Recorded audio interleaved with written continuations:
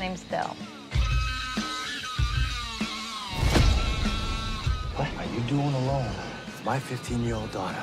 You want to creep my sister? Creep this. YouTube Red, YouTube Premium, I don't know what it's called anymore. All in all, it's a terrible service which charges beyond what it deserves. $3 a month, I'm in. Charging nearly more than Netflix? Get out of here. The content isn't there, the quality isn't there, and you just don't get the worth out of it. The best shows on there is mostly Rhett and Link's Buddy System, specifically Season 2, and of course Scare PewDiePie is a good time, even though I'm not a fan of old PewDiePie's style of comedy or horror stuff. But for the most part, I couldn't find anything I liked. Also, I spent most of my time with YouTube Red watching stuff on the TV version. I was shocked to find there was no specific way to find YouTube Red shows, no built-in list or anything like that. I'm not sure about the computer version though. I had to Google stuff. So basically what I'm trying to say is don't get YouTube Premium. Unless you're gonna watch Wayne.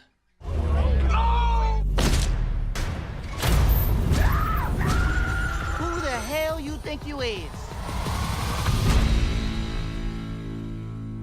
So Wayne, the awkward, violent, intense road trip series that came out this January. Surprisingly on YouTube Red. I wish it was on Netflix, but this is the best we have. Wayne is the only show you should give a damn about when it comes to YouTube Premium. It is by far the best show out there. You can tell it was a small production with a small budget because I can see mistakes in it that I've done myself in my own films.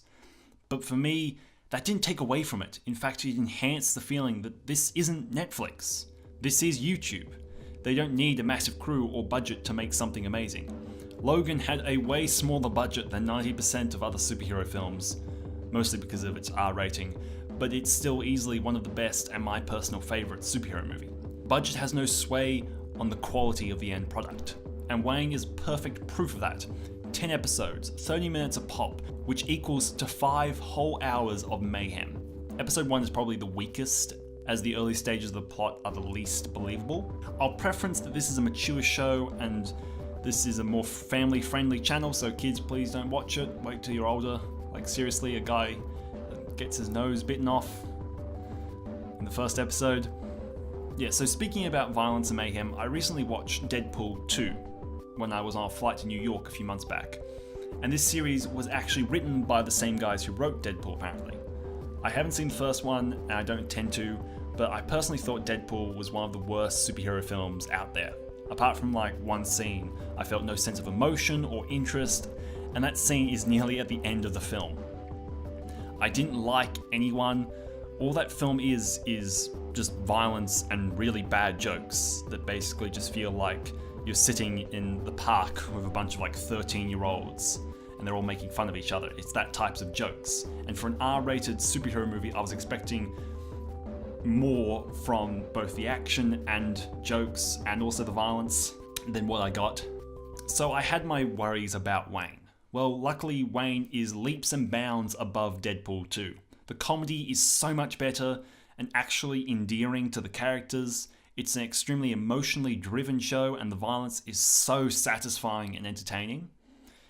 And can I please talk about how endearing this show is, especially Wayne and Dell. It's a hard-hitting show, especially the final scene, which is equally gruesome and disgusting as it is heartbreakingly sad.